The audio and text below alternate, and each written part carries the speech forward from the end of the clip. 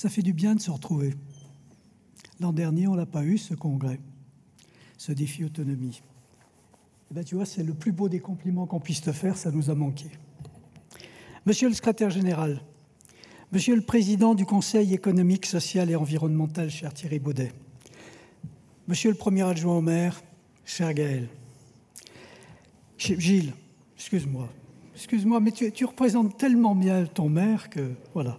Monsieur le président de Senior Autonomie, cher Maurice, cher Alain, toi qui es le secrétaire général de cette organisation, mesdames et messieurs les élus, et je veux citer particulièrement Annick Brunel, qui s'occupe des personnes âgées au sein du département et des handicapés. Mesdames et messieurs les élus, mesdames et messieurs les représentants des associations, des professionnels de santé, de l'action sociale, mesdames, messieurs, c'est un vrai plaisir de participer aujourd'hui au lancement de ce 15e défi autonomie. Je tiens encore une fois à remercier Alain Poulet et à travers lui tous les membres de son association pour le travail réalisé chaque année dans l'organisation et la réussite de ce colloque au titre annonciateur « Agir toujours, espérer encore ». On aurait pu dire « espérer toujours et agir encore ».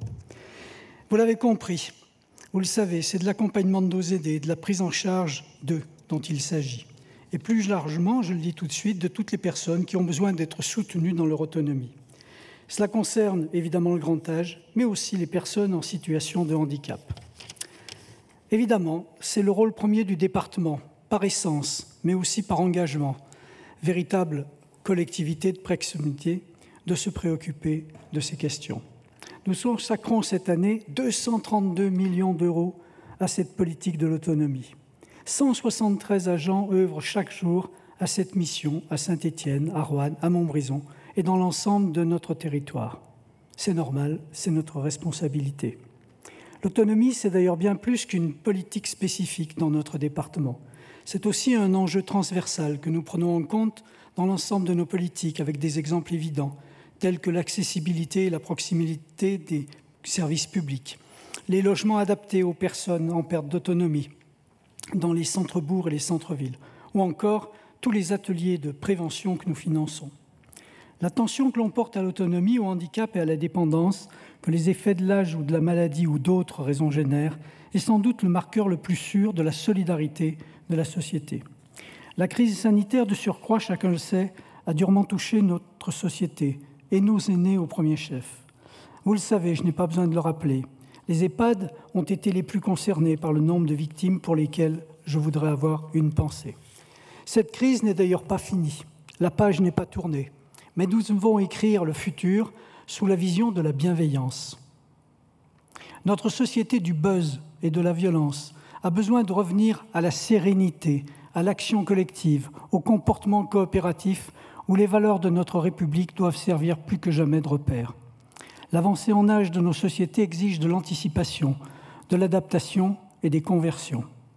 Au niveau du département de la Loire, notre volonté est de mettre en place une politique de l'autonomie plus proche des besoins et surtout des réalités territoriales, en accord avec les deux missions principales dédiées de par la loi au département, la solidarité sociale et la solidarité territoriale.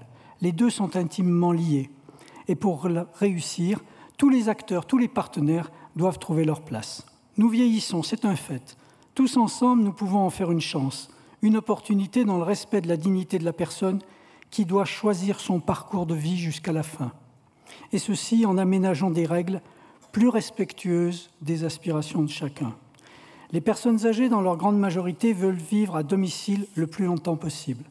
Et malgré cette volonté exprimée, malgré les professions de foi successives, malgré les lois votées, l'action publique n'a pas su trouver la solution.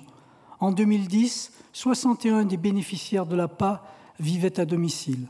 Aujourd'hui, ils sont 59%.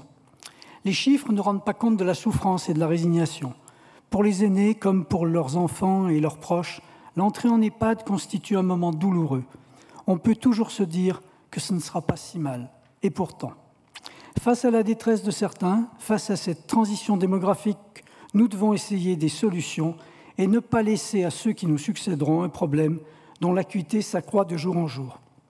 C'est pourquoi le département de la Loire veut servir de terre d'expérimentation à un projet innovant de dimension nationale.